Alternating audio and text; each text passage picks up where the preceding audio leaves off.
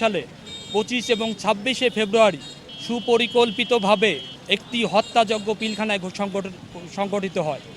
এই সংগঠিত হত্যাকাণ্ডের বলির পাঁঠা হিসেবে গ্রহণ করা হয় 18,520 জন বিডিআর সদস্যকে। 18,520 জন বিডিআর সদস্যকে চাকরিচ্যুত করা হয়, চাকরি থেকে ডিসমিস করা হয় এবং কিছু জেল দিয়ে বিস্ফোরক মামলা নামক একটা দুরভিসন্ধির সংগঠিত একটা মামলা দিয়ে তাদেরকে আজীবন কারাগারে বন্দী করে রাখা হয়েছে 824 জন। আমরা সরকারের কাছে জোর দাবি জানাচ্ছি এই নব্য স্বাধীনতাপ্রাপ্ত দেশে যাতে কোনো ব্যক্তি বিচার বহির্ভূত জেল না খাটেন, বিচার বহির্ভূত কোনো কারাবাস না করেন, তার জন্যে ওই সমস্ত ব্যক্তিদেরকে যারা যে সমস্ত বিডিআর সদস্য পিলখানায় কেসে এখনও কারাবন্দী আছেন তাদেরকে অতি দ্রুত কারাগার থেকে মুক্তি প্রদানপূর্বক চাকরিতে পুনর্বহালের দাবি।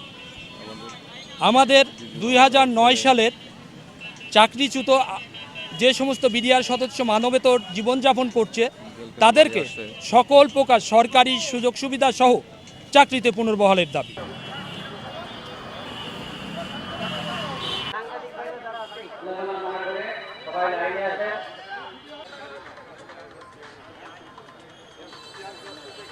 আড়াইশোটিরও বেশি ডিজাইন অপশন নিয়ে ওয়ালটন স্মার্ট ফ্রিজ, বোঝে আপনার প্রয়োজন।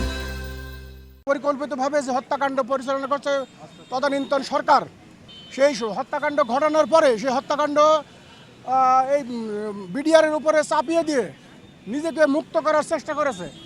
এখন বর্তমান প্রধান উপদেষ্টা এবং আরও যে সমস্ত উপদেষ্টা মণ্ডলী আছেন, আমরা সেই উপদেষ্টা মণ্ডলীর কাছে সুষ্ঠু তদন্তের মাধ্যমে এই পরিকল্পিত হত্যাকাণ্ডের বিচার, সুষ্ঠু বিচার এবং আন্তর্জাতিকভাবে এই বিচারের দাবি জানাচ্ছি আমরা।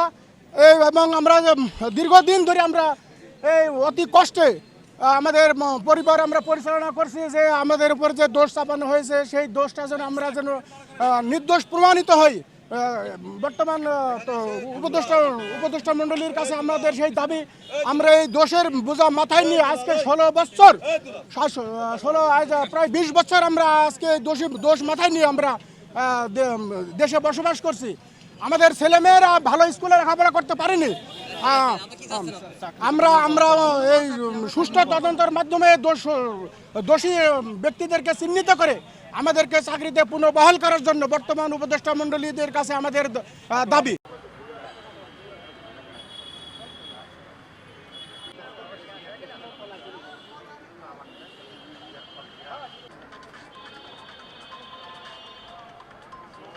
আমি একজন নিরপরাধ বিডিআর বিদ্রোহের স্ত্রী।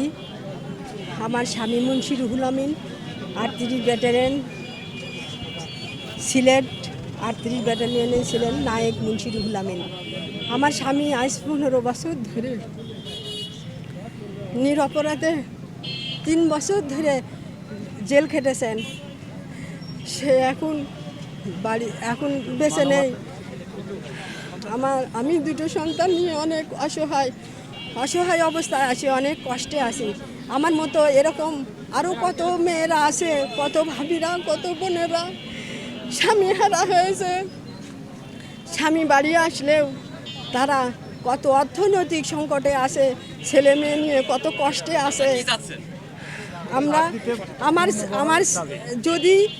আমার স্বামী নেই, আমার মতো যদি কোনো যোগ্য সন্তান কাউকে থাকে তাকে চাকরিতে বহাল করতে হবে, আর আমার ভাইরা যারা বেঁচে আছে তাদেরকে পূর্ণ বহাল রাখতে হবে।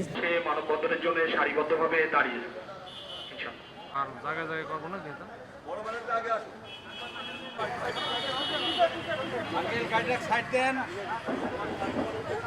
দীর্ঘ 2009 সাল থেকে শুরু করে আমাদের এই মানববন্ধনটা হলো 2009 সালের সংগঠিত পিলখানায় যে হত্যাকাণ্ড ঘটেছিল সেই ঘটনার পরিপ্রেক্ষিতে মানববন্ধন আমাদের। বিদ্রোহ নামক এই প্রহসনের আওতায় আমরা যারা ওখানে বিদ্রোহের আওতায় জেল খেটে বাড়ি আসছি, বিভিন্ন মেয়াদে সাজাভুক্ত হয়ে বাড়ি আসছি জেল খেটে বা এখনও জেলে আছে, সেই সাথে বিভিন্নভাবে চাকরিচ্যুতও করা হয় বিদ্রোহ নামক এই প্রহসনে। তো আসলে আমাদের ডিজি মহোদয় ওই সময় শহীদ শাকিল সাহেবের ছেলে শহীদ শাকিল সাহেবের ছেলে উনি বিভিন্ন প্রোগ্রামে বক্তব্য দিয়েছেন এটা পিলখানা বিদ্রোহ না, এটা হলো হত্যাকাণ্ড। তো আমরা যারা বিদ্রোহের আওতায় আমরা আসছি, এর সুস্থ তদন্ত সাপেক্ষে আমাদের চাকরি ফেরত চাই। আমরা অতি মানবেত জীবনযাপন করছি। আমরা যখন সীমান্তে ডিউটি করেছি জীবনের মায়া ত্যাগ করে 1 ইঞ্চি মাটি সারার কোনো সুযোগ দেয়নি আমরা। বিএসএফ একজন বিডিআরকে দেখে 10 জন বিএসএফ হিসাব করতো, একজন বিডিআর ইকুয়াল তো 10 জন বিএসএফ। আমরা সেইভাবে দেশের মাটিকে একের পর এক রক্ষা করে গেছি। তো আমাদের প্রাণের দাবি যে আমার এই সুস্থ তদন্ত সাপেক্ষে আমাদের এই চাকরিতে পুনর্বহাল যাতে করা হয়। পরিকল্পিত হত্যাকাণ্ড হিসেবে আখ্যায়িত করতে হবে। উক্ত ঘটনার 25শে ফেব্রুয়ারি দিনটিকে পিলখানা ট্র্যাজেডি হিসেবে নিযুক্ত হত্যাকাণ্ডে জড়িত আইন শৃঙ্খলা বাহিনী। এখন আমার খুব ক্ষুধা লাগছে, আমি খাবো। কি কি রান্না করছো? আসো। দেখো খুবই ভালো রান্না করছো। আমি তো মাঝে মাঝে চিন্তা করি আমি রান্না কেন করি, তোমারই করা উচিত। হার্ড ওয়ার্ক করুন লাগবো। আমি এই চাকরি করবো না, ছেড়ে দিচ্ছি। আমি প্রেগনেন্ট। একজনের উপার্জন দিয়ে কি এই ঢাকার শহরে একটা ফ্যামিলি চলে?